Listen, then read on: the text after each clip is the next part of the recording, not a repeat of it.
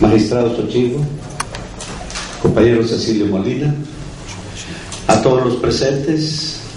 a los compañeros trabajadores y trabajadoras de la comisión, a Adolfo Chávez, que estaba por aquí, en Noruega, a Manuel Olivares, de la Red de Derechos Humanos,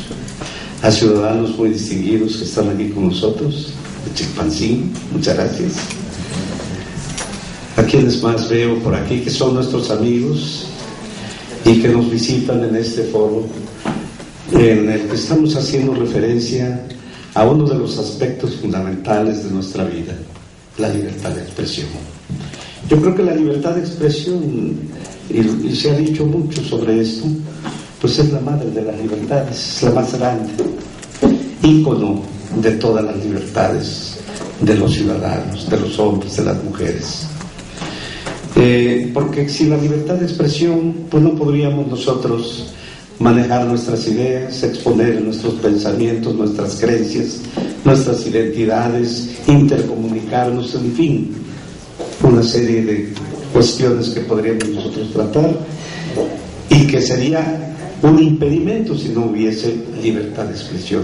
Y la libertad de expresión, piénsese bien, es de todos, hombres y mujeres, de todos los ciudadanos, en este caso de los mexicanos y de las mexicanas. Pero específicamente la libertad de expresión como actividad profesional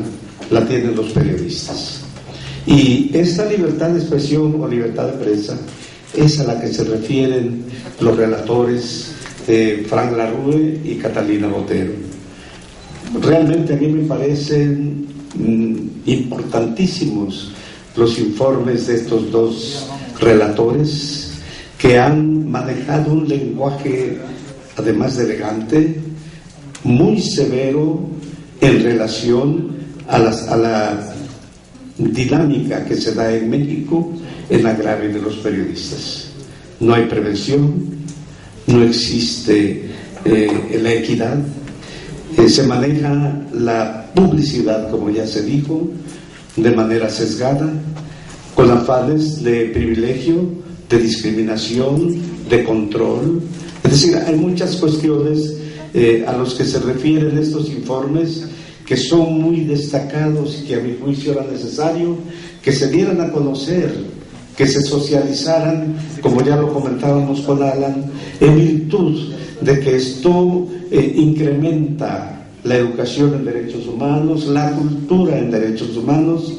y esto a raíz de que decíamos que es la primera ocasión en que se da a conocer o que se dan a conocer los informes de los relatores de la ONU o de los relatores de la Comisión Interamericana de Derechos Humanos, lo cual es sumamente importante. Yo quiero referirme en este momento, y permítanme hacerlo, quiero resaltar el pronunciamiento que hace la alta comisionada de las Naciones Unidas para los Derechos Humanos, la señora Navi Pillay, quien en su visita oficial a México en julio de 2011 sostuvo de manera enfática que el Estado debe hacer más para salvaguardar la libertad de expresión, no solamente permitiendo la pluralidad de perspectiva y medios para la difusión de información, sino también asegurando que aquellos que ejercen la labor informativa puedan realizar sus actividades sin tener que pagar un alto costo en algunas ocasiones con sus vidas. Las agresiones en contra de periodistas constituyen ataques a la libertad de expresión de manera directa y al derecho de la sociedad a estar informada. Me encuentro alarmada, dice la alta comisionada de Derechos Humanos, por los altos niveles de impunidad que prevalecen en relación a los ataques en contra de periodistas, y hago un llamado urgente a que esta impunidad sea erradicada. Hasta aquí la cita del pronunciamiento que hace la alta comisionada de Derechos Humanos, y yo puedo decir que todos estos informes, estos mensajes, el contenido de estas palabras, tanto de las relatoras como de la alta comisionada, somos nosotros los destinatarios, los defensores de derechos humanos, quienes ejercen la libertad de expresión, los mexicanos y mexicanas todas, quienes más, la sociedad en su conjunto. Todos somos corresponsables de esta problemática que se está dando en relación a la libertad de expresión, y nosotros debemos recoger estas palabras y estas ideas y hacerlas nuestras, porque es un motivo importante este momento para que reflexionemos acerca de lo valioso que resulta el ejercicio de la libertad de expresión. Pero sobre todo hay que reflexionar acerca de lo peligroso que se ha convertido el ejercicio de la libertad de expresión en México. El lugar, se dice, de acuerdo con estos informes, más peligroso de las Américas en relación a la actividad periodística. Y por ese motivo, en Guerrero, solo en Guerrero, ha habido más de 12 o 13 periodistas que han sido asesinados. Otros han sido motivo de agresiones o de secuestro, como el caso de Isaac Molina, hijo de nuestro amigo Cecilio Molina. ¿Y qué no decir de otro desaparecido, como es Marco Antonio López, recientemente desaparecido en este año justamente, periodista también? ¿Y qué no decir también de todo lo que ha sufrido Juan Angulo en relación a las agresiones que ha sufrido en su persona? Él no lo dijo, pero él fue presentado por medio de la fuerza pública ante la autoridad por solo escribir un artículo relacionado con el asesinato del diputado Armando Chavarría. Fíjense ustedes nada más hasta dónde llegó el gobierno de Zeferino Torreblanca Galindo, de cuyo nombre no quiero ni acordarme, como dice Cervantes. En fin, muchas cosas ocurrieron en ese tiempo. Los defensores de derechos humanos fueron agredidos, y ahí estaba Abel Barrera como testigo. Yo puedo decir, está Manuel también, Manuel Olivares, como testigo. Yo mismo fui víctima de las agresiones del Zeferinato, y muchas cosas que ocurrieron en ese tiempo realmente fueron graves. Y qué bueno que se han documentado todos estos casos, los nombres de aquellos que fueron asesinados por, no sabemos, porque no hay una investigación real sobre todos estos casos de Rafael Villafuerte Aguilar, de Olegario Aguilera Lucas, de Misael Tamayo Hernández, de Amado Ramírez Dillanes, de Jean Paul Ibarra Ramírez, de Juan Carlos Hernández Mundo, de Juan Daniel Martínez Gil, de Evaristo Pacheco, de Jorge Ochoa, de Juan Francisco, de María Elvira Hernández, todos ellos dedicados a la actividad periodística y que han sido asesinados. Desde 2005 a 2010 tenemos solamente en este tiempo, de 2006 a 2010,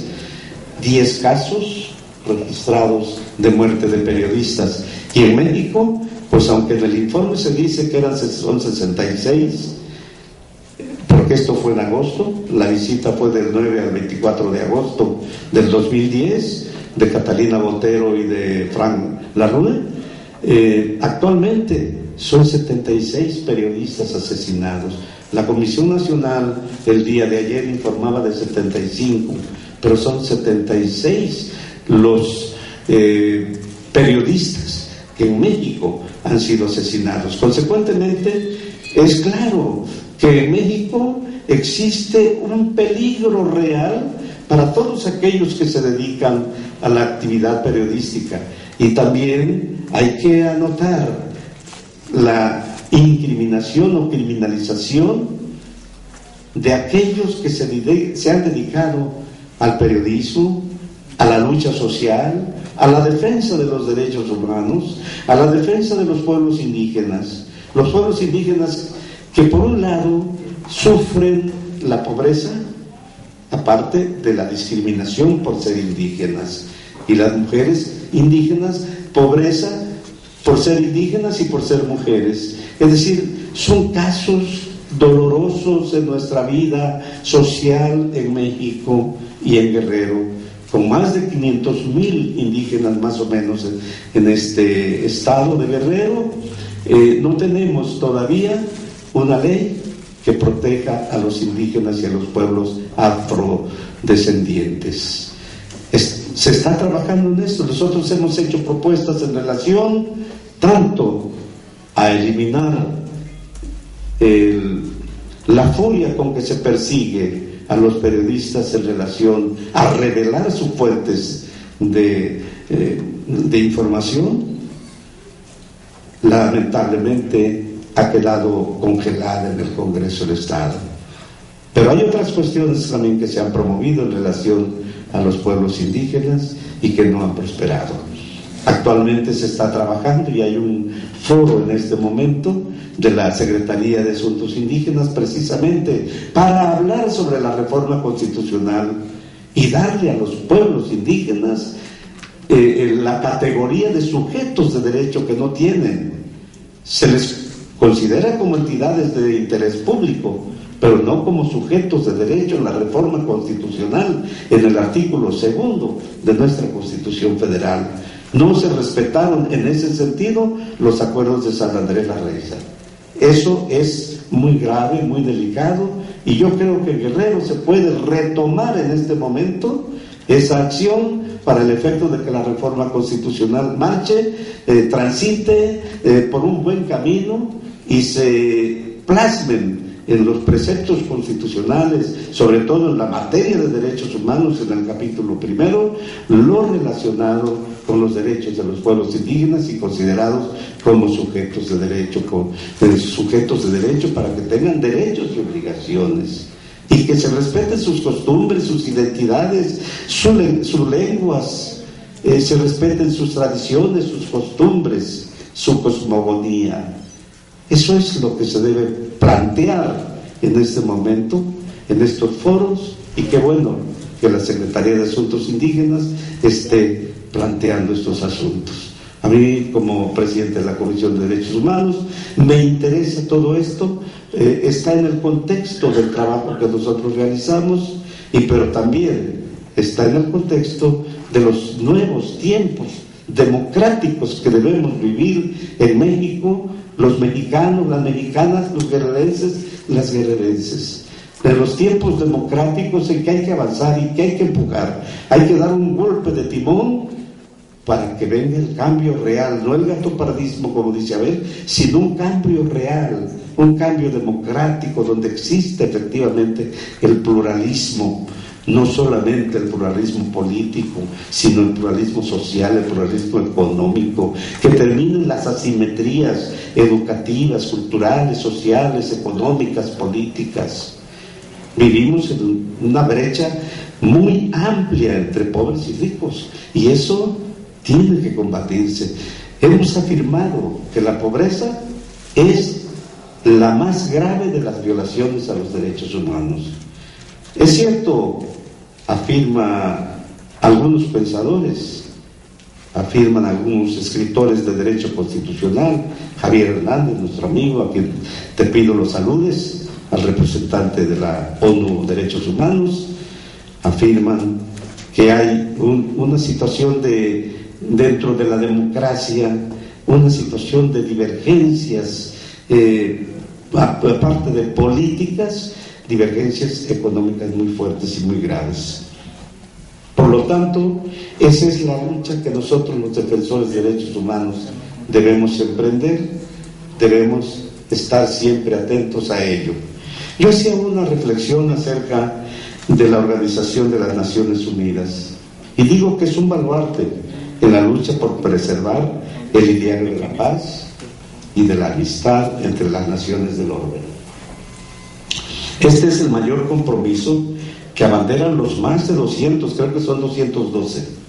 Estados miembros de este organismo internacional, que hoy por hoy es emblemático en el esfuerzo por abatir la pobreza y porque se respeten los derechos humanos de los hombres y mujeres de este planeta, a contrapelo de la poderosa influencia de potencias hegemónicas frente a los pueblos en vías de desarrollo, es decir, de las potencias ricas, de las potencias bélicamente poderosas frente a los pobres, a los pueblos con tiempo se llamaron del tercer mundo, ahora de los pueblos en vías, ahora en los pueblos en vías de desarrollo, supuestamente en vías de desarrollo, en el cuarto o quinto mundo, o en el quinto círculo del infierno de Dante. En fin, hay muchas cosas que decir sobre estas reflexiones. Aquí y ahora quiero decir, porque justo el día de ayer, 24 de octubre, pero del año de 1945, se inauguró esta importante y extraordinaria organización después de los sucesos de la Segunda Guerra Mundial, que fue una hecatombe que no debe volver a repetirse. Se inauguró y en cuyo seno esta organización se encuentra el Consejo de los Derechos Humanos y la Alta Comisionada, quien propugna porque se cumpla la misión de la supervisión y evaluación de los principios que sustentan los derechos de los individuos y sociedades que habitan o transitan en las diversas partes del hemisferio. La ONU y la OEA, si no fuese por esos contrapesos, promueve mantener las mejores relaciones interestatales y preservar el respeto a la dignidad de la persona humana, de todos los pueblos de la tierra, promoviendo instituciones y condiciones de derecho adecuadas para el cumplimiento puntual y cabal de estos objetivos a través de la Alta Comisionada de Derechos Humanos y de la Comisión Interamericana de Derechos Humanos, y también diríamos que de la Corte Interamericana de Derechos Humanos con sede en Costa Rica. El día de hoy son estos organismos los que a través de sus representantes nos han convocado para tratar el tema de la libertad de expresión y comentar estos informes a los que hemos hecho alusión. Por cierto, informes muy elocuentes, muy bien descritos, yo diría que hasta fascinantes en su literatura, aunque dolorosos en cuanto a su contenido, por las expresiones graves que emiten, pero con razón, con base en una evaluación, en una observación muy objetiva y muy realista. ¿Qué podremos decir? Que el organismo autónomo que represento ha documentado un número creciente e importante de expedientes de investigación sobre casos ocurridos desde el año 2000 a la fecha, algunos de ellos calificados como graves, como ya lo referimos, otros inhumanos y degradantes porque han privado de la vida o porque han privado de la libertad a través del secuestro, del levantón, como se llama en la modernidad. La comisión ha documentado entre los años citados 96 quejas por diversos motivos, como son los ataques que repercuten psicológica y moralmente en las personas. Habría que condenar también los actos de agresión e intimidación que sufrieron las oficinas del sur en Acapulco, como ya lo refirió Juan Angulo, y el secuestro y los secuestros de periodistas, como es el caso del hijo de Cecilio Molina, Isaac Eric Molina García. Habría que condenar también otros casos, como la muerte de Armando Chavarría Barrera, que también por sus expresiones por hacer uso de su libertad de expresión. Yo recuerdo un discurso que pronunció en el Congreso, donde se declaró aliado de la Comisión de Derechos Humanos de Guerrero, pero además dijo que los derechos humanos, y eso en el gobierno de Seferino, habían retrocedido más de 30 años. Qué grave todas estas circunstancias que se dieron en el gobierno pasado. La Comisión de Derechos Humanos que presido ha contribuido con los organismos internacionales y nacionales de carácter civil en los casos, por ejemplo, de Valentina Rosendo Cantú y María Inés Fernández, violentadas sexualmente, y en su momento autoricé la participación del visitador general de esta comisión, el licenciado Hipólito Lugo Cortés, que está aquí presente, para que fungiera como testigo en el juicio contra el Estado mexicano ante la Corte Interamericana de Derechos Humanos en Costa Rica, informando lo que esta comisión investigó oficialmente. También he firmado como presidente documentos de manera conjunta con organismos civiles que se han remitido a la Comisión Interamericana de Derechos Humanos, y en otros casos lo hemos hecho de manera conjunta para hacer propuestas de leyes que inciden en la materia de derechos humanos, como el relativo a la ley de desaparición forzada, como le consta a nuestro amigo Abel Barrera Hernández, porque ellos fueron precursores de esta propuesta. Todo esto lo hemos hecho del conocimiento de nuestro consejo técnico. Aquí está un compañero consejero técnico,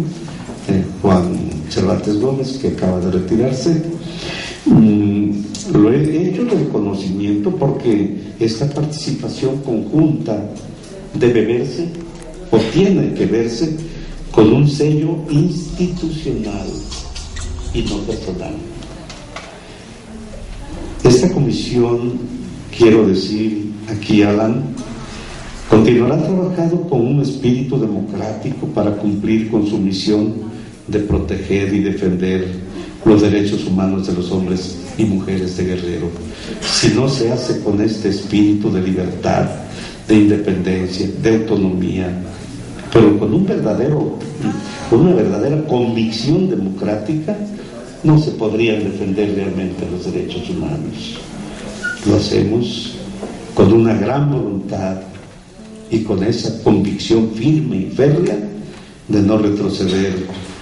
aún frente a las circunstancias adversas que se puedan presentar, como ya lo hemos demostrado en diversos momentos históricos. La prensa y la libertad de expresión y opinión nos merecen un gran respeto. Lo digo aquí en presencia de muchos periodistas que aquí se encuentran. Nos preocupa que este ejercicio de los trabajadores de la palabra se haya convertido en altamente peligroso en nuestro país y particularmente en Guerrero. También lamentamos, por otra parte,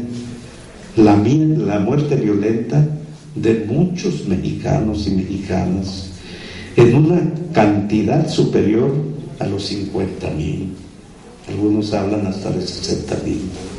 de 120,000 desplazados, de 10,000 desaparecidos y cuantos más torturados.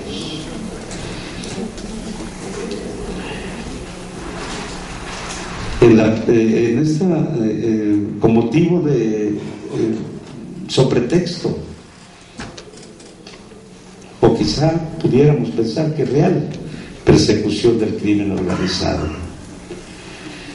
Esto ha provocado una gran inconformidad y desencuentro en las corrientes de opinión por la violación constante a los derechos humanos. Yo quiero decir en forma enfática, porque creo que es un buen momento para decirlo, que somos respetuosos de las instituciones de la Armada de México, del Ejército, de las policías, pero exigimos a la vez el respeto a los derechos humanos de todas y de todos los mexicanos y a los guerrerenses, porque se han dado muchos casos de violación a estos derechos y los tenemos documentados, más de 375 casos. Nos indigna la pobreza y la pobreza extrema de más de 40 millones o 46 millones de mexicanos. La situación de analfabetismo que en Guerrero alcanza hasta un 19%, algunos hablan de 16%, otros de más porcentaje. Y también que tengamos en nuestro estado, como ya lo dije, 500,000 indígenas de los pueblos originarios, en su mayoría en condiciones de pobreza extrema, también a los afrodescendientes, y que en Guerrero tengamos a los 2 municipios más pobres de este país. Es decir, somos un estado que vive en la marginación, que no hemos tenido el apoyo fuerte, decidido, franco, abierto, democráticamente abierto por parte de la Federación, y que muchos gobiernos en este estado han sido gobiernos fallidos. Eso nos preocupa mucho, nos indigna todo esto. Que Guerrero en lo general